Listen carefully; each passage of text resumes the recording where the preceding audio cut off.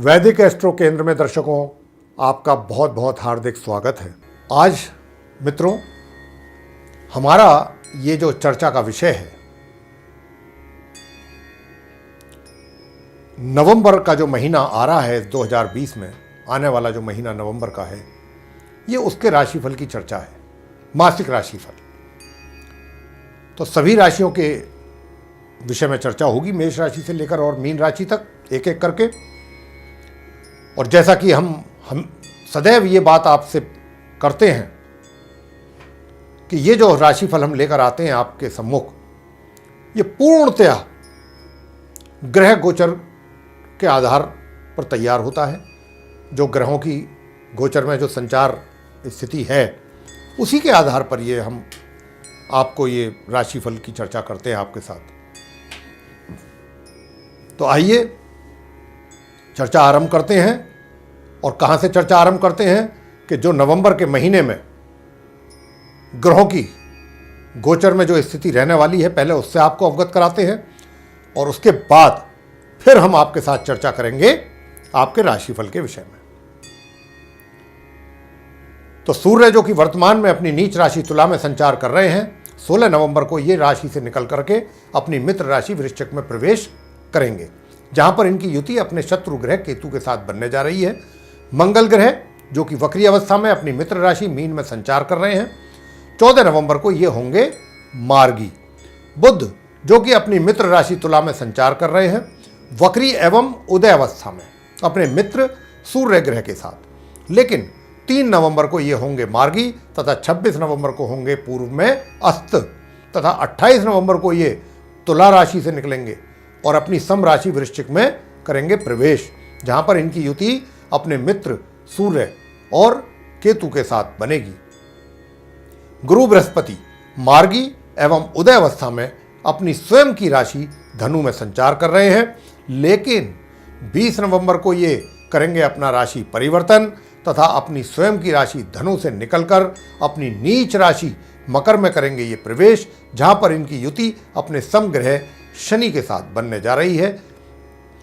शुक्र जो कि वर्तमान में अपनी मित्र एवं नीच राशि में संचार कर रहे हैं उदय एवं मार्गी अवस्था में, लेकिन 16 नवंबर को ये इस राशि से निकल करके अपनी स्वयं की राशि तुला में करेंगे प्रवेश। शनि अपनी स्वयं की राशि मकर में मार्गी एवं उदय अवस्था में ही पूरे माह इसी प्रकार ही संचार करते रहेंगे, लेकिन 20 नवंबर से इनकी जो युति है, इनका साथ जो है वो अपने समग्रह गुरु के साथ बनने जा रहा है। राहु अपनी मित्र राशि वृषभ में पूरे महासंचार करते रहेंगे, केतु अपनी मित्र राशि वृश्चिक में पूरे महासंचार करते रहेंगे, लेकिन 16 नवंबर से इनकी युति सूर्य के साथ बनने जा रही है तथा 28 नवंबर से बुध के साथ भी इनकी युति यानी इनका साथ बनेगा। तो ये था मित्रों ग्रहों का गोचर में स्थिति महानवंबर में।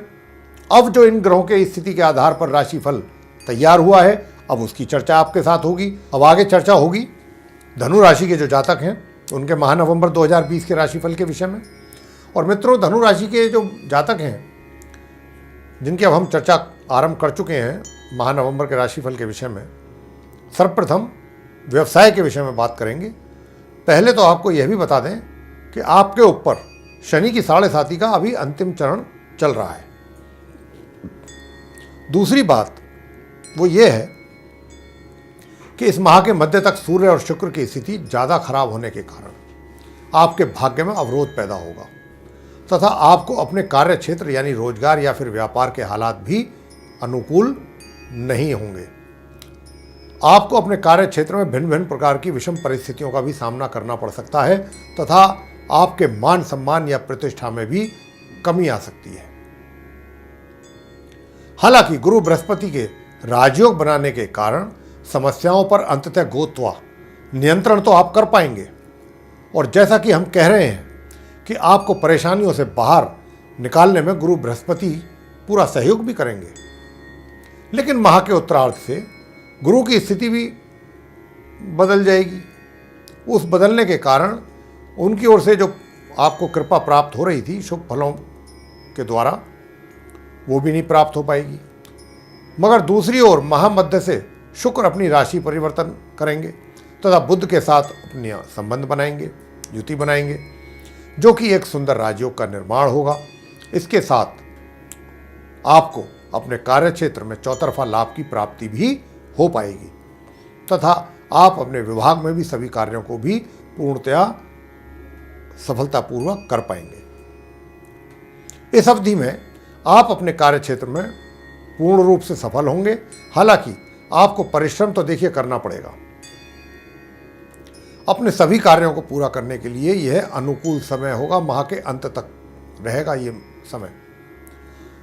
आपकी इस अवधि में पदोन्नति भी संभव है अगर रोजगार में है, लेकिन एक बात का बहुत ही अधिक ध्यान रखना है कि जाने या अनजाने कोई भी ऐसा कार्य आप ना करें जिसके कारण आपकी प्रतिष्ठा धूमिल हो, क्योंकि इस प्रकार की ग्रहों की स्थिति पूरे माह बनी रहेगी। इसलिए आपको सचेत कर रहे हैं, सावधान कर रहे हैं।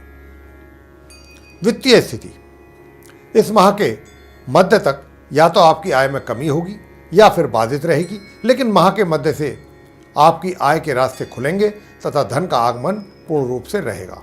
आप इस अवधि में प्रॉपर्टी आदि में भी धन का निवेश कर सकते हैं।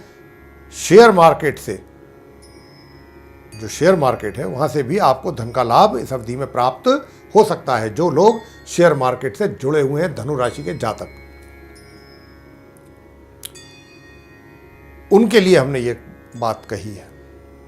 प्रेम संबंध, आप धनु राशि के जातकों को अपने प्रेम संबंधों की ओर अधिक मजबूत करने के लिए जो भी प्रयास आपके द्वारा किए जाएंगे उसमें पूर्णतः आप सफल होंगे, लेकिन ये संबंध मित्रता तक ही सीमित रहेंगे, बात विवाह तक नहीं जा पाएगी। ये आपको ध्यान रखना है। पारिवारिक संबंध, आपके अपने परिवार के सदस्यों के साथ कुछ गलतफहमियों के कारण मतभेद पैदा हो सकते हैं और माह के उत्तरार्ध में इसमें वृद्धि की संभावना है। विवाहित व्यक्तियों के वैवाहिक जीवन सुखी बना रहेगा। शिक्षा, छात्रों को अपनी शिक्षा प्राप्ति को लेकर माह मध्य तक लापरवाही नहीं करनी है, क्योंकि कहीं ना कहीं उनके परिणाम प्रभावित हो सकते हैं। लेकिन माह मध्य से माह के अंत तक बहुत सुंदर समय है छात्रों को अपनी शिक्षा प्राप्ति को लेकर के। संतान को लेकर आंशिक परेशानी मन में बनी रहेगी। हालांकि आपको इस माह के मध्य तक आपकी संतान के द्वारा बहुत ही सकारात्मक परिणामों की प्राप्ति होने से आपकी सारी परेशानियां दूर हो जाएंगी। स्वास्थ्य, माह के मध्य तक आपका स्वास्थ्य उत्तम रहेगा, थोड़ी बहुत कमी के अतिरिक्त, लेकिन माह मध्य से माह के अंत तक स्वास्थ्य आपका प्रभावित हो सकता है। उपाय, देखिए उपाय तो हम बताते ही हैं, आप करिएगा मत करिएगा ये तो आप पर निर्भर करेगा। अगर आपके अंदर श्रद्धा है तो बहुत अच्छी बात है, अगर आप उपाय करेंगे तो उसका निश्चित रूप से आपको लाभ मिलेगा, आपकी परेशानियों में कमी होगी।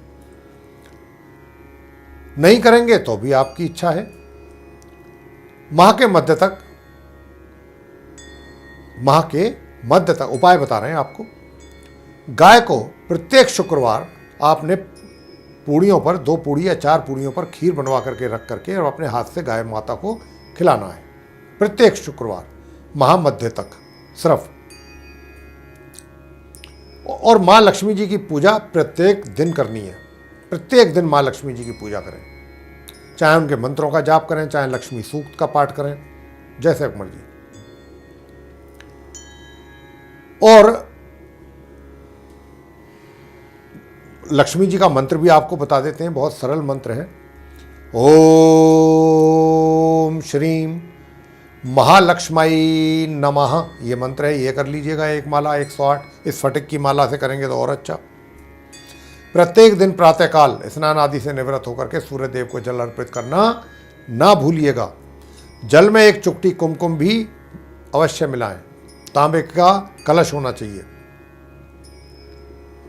माह के मध्य से प्रत्येक गुरुवार को केले के वृक्ष की पूजा करें। माह मध्य से जो भी गुरुवार आएंगे उनको केले के वृक्ष की पूजा करनी है और पीला फल या पीले रंग की मिठाई किसी धार्मिक स्थल पर दान करना है। शनिवार के दिन क्या करना है? शनिवार के दिन संध्या के समय पीपल के वृक्ष के नीचे सरसों के तेल का दीपक जलाकर 7 परिक्रमा शनि मतलब पीपल के वृक्ष की कर रहे हैं आप। ये उपाय हैं, बहुत सरल सरल उपाय हैं, रोज रोज नहीं है। कई उपाय तो सिर्फ हफ्ते में एक ही दिन है। जैसे हमने गाय को बताया वो शुक्रवार को करना है, शनिवार को शनिवार का करना है, गुरुवार को गुरुवार का करना है। ठीक है, बस सूर्य देव को जल देना है प्रत्येक दिन, ये है। तो ये था मित्रों धनु राशि के जो जातक हैं आप, उनके माह नवंबर 2020 का राशिफल आपको पसंद आया है तो इसको लाइक करें, शेयर करें, चैनल को भी सब्सक्राइब करना ना भूलें, साथ ही जो बेल आइकन है उसको अवश्य दबाएं, ताकि जो भी आने वाले दिनों में हमारे नए कार्यक्रमों के वीडियोस हैं वह भी आप तक आसानी से पहुंच जाएं और उनका भी आप समय अनुसार लाभ प्राप्त कर सकें। इसी के साथ बहुत बहुत धन्यवाद। जय माता दी।